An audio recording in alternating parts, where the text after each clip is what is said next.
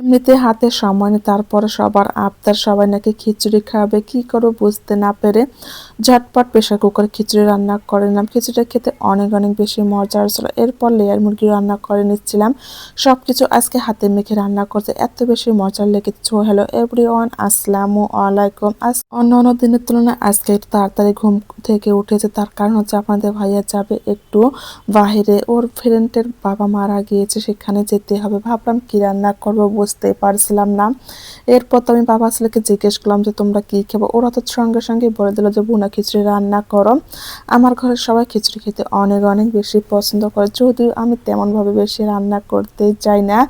প্রত্যেকটা দিন এক এক জিনিস খেতে ভালো লাগে না, মাঝে মধ্যে খেতে অনেক বেশি ভালো লাগে। যাই হোক, আজকে সবজি খিচুড়ি রান্না করব। কিছুটা সবজি দিয়ে দিয়েছি, আমার ঘরে যা সবজি ছিল তাই দিয়ে দিয়েছি। এখানে ফুলকপি, সিম, আলু, মসুর ডাল সব কিছু কেটে নিয়েছি। এক এক করে প্রেশার কুকারে দিয়ে দিচ্ছিলাম। যেহেতু আমার রান্না বান্নাটাও করতে হবে, ভাবছিলাম যে প্রেশার কুকার খুব তাড়াতাড়ি রান্না করে নেবার। আজকে খিচুড়িটা খেতে অনেক বেশি মজার ছিল। যাই হোক, এদিকে আপনাদের ভাইয়ের এটি হচ্ছিল, যেহেতু ফ্রেন্ডের বাবা মারা গিয়েছে আর অনেকটাই দূরে বাসায় যেতে হবে, ভাবলাম একটু খিচুড়ি রান্না করে দিয়ে সেটাই খেয়ে চলে যাবে। এই তো সবকিছু মেখে এক এক করে আমি সবকিছু দিয়ে দিয়েছিলাম। এরপর একটুখানি পানি দিয়ে খুব প্রেশার কুকারে বসিয়ে দিয়েছিলাম। এর মধ্যে আমি ফ্রিজ থেকে মাংসগুলো বের করে নিয়েছি। আর আপনাদের সবাই জানেন আমার বাসায় মুরগিটাই বেশি খাওয়া হয়, যেহেতু মোরসার মুরগি খেতে অনেক অনেক বেশি পছন্দ করে। যাই হোক, এদিকে রান্না কমপ্লিট করে সর্বপ্রথম আপনাদের ভাইয়াকে দিয়ে দিয়েছিলাম, যেহেতু ওর অনেক বেশি তাড়া আছে। এই তো আপনাদের ভাইয়া চলে যাচ্ছে। এরপর আমরা মাছলা দুজনে খেয়ে নিচ্ছি। আর আজকে খিচুড়ির সঙ্গে অন্য কিছু করার সময় পাইনি, একদমই হাতে সময় ছিল না, সেই জন্য শুধু খিচুড়িটা খেয়েছে। তারপর অনেক বেশি মজার লেগেছে, যেহেতু এইটা সবজি খিচুড়ি ছিল, অনেক অনেক বেশি মজার লেগেছে। যাই হোক, এখন আমরা মাছ ছেলে খাবো, যেহেতু হাতে কম সময় ছিল।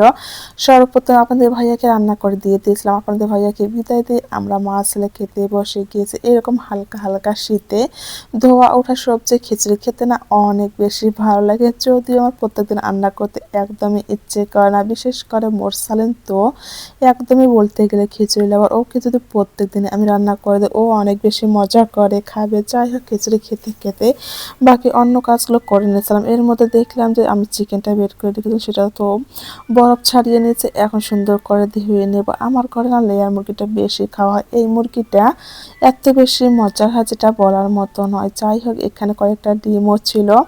আর আমি লেয়ার মুরগি রান্না করলে কয়েক পিস আলু দিই, যে কোনো তরকারিতে আলু আমাকে দিতে হবে। যেহেতু মোরসালিন ওর বাবা দুজনে মুরগির সঙ্গে হোক বা গরু গোশত যেটাই হোক না কেন, আলু খেতে অনেক বেশি পছন্দ করে।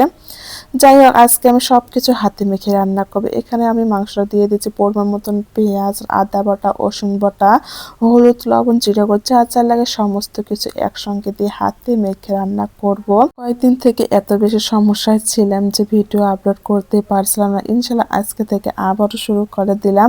প্রায় 5 দিন হয়ে গেল ভিডিও দিতে পারছিলাম না। এত বেশি চেষ্টা করছিলাম যে দেব তারপরও করা হচ্ছিল না। যাই হোক, এখন রান্নাটা বসে নিয়ে বাসার অন্যান্য কাজগুলো করতে হবে।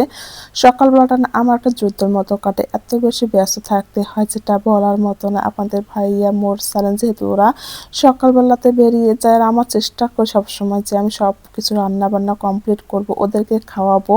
সকালবেলাটা রান্না বান্না করলে বাকি সময়টা কিন্তু অনেকটা রিল্যাক্সে কাটানো যায়। যাই হোক, এই তো রান্নাটা এখন বসিয়ে দেব। আমাদের মতো কার কার আছে এরকম মুরগি খেতে অনেক বেশি পছন্দ করে। আমার যদিও একটু কম পছন্দ, মোরসালিন এত পরিমাণে পছন্দ করে। ও কিন্তু গরু মাংসটা একদমই খেতে চায় না। কি করার, মুরগিটাই আমাদের বেশি খাওয়া হয়। যদিও আমি আপনাদের ভাইয়া এবং আমি দুজনেই মাছ খেতে অনেক বেশি পছন্দ করি। মাঝে মধ্যে তো আমি মাছ রান্না করে ওকে আমি মুরগি রান্না করতে চাই। হোক, আজকে অন্য কিছু রান্না করার মতন টাইম নেই। এদিকে আমি মাংসটা কষিয়ে নিচ্ছি, অন্যদিকে আমার ভাতটাও হয়ে গিয়েছে। একসঙ্গে মাংস ভাত হয়ে গিয়েছে, আর কোনো কিছু রান্না করতে পারবো না। যেহেতু আজকে আমি অনেকগুলো কাপড়ও কেচে নিয়েছি, সেগুলো আবার ধুইতে হবে। জানি না কখন এগুলো ধোবো। আসলে রান্না করতে করতে অন্য কাজগুলো আমি করে নিচ্ছিলাম, তারপরেও যেন কোনো কাজে করা হচ্ছে না। আসলে সব কাজ একসঙ্গে করতে গেলে মাথাটা একদমই হ্যাং হয়ে যায়। কি আর করার, কিছুই করার নেই। সংসারের কাজগুলো অবশ্যই করতে হবে। এদিকে কথা বলতে বলতে আমার রান্নাগুলো কমপ্লিট হয়ে গেছে। দুপুরের খাওয়া দাওয়াটা আমরা সবাই একসঙ্গে বসে খেয়েছি। এরকম ধোয়া ওঠা মাংসর সঙ্গে গরম গরম ভাত খেতে তো আমরা অনেক বেশি পছন্দ করি। আমার না অনেক অনেক বেশি ভালো লাগে। যাই হোক, সবাই ভালো থাকবেন, সুস্থ থাকবেন, আমাদের জন্য দোয়া করবেন। আল্লাহ হাফেজ।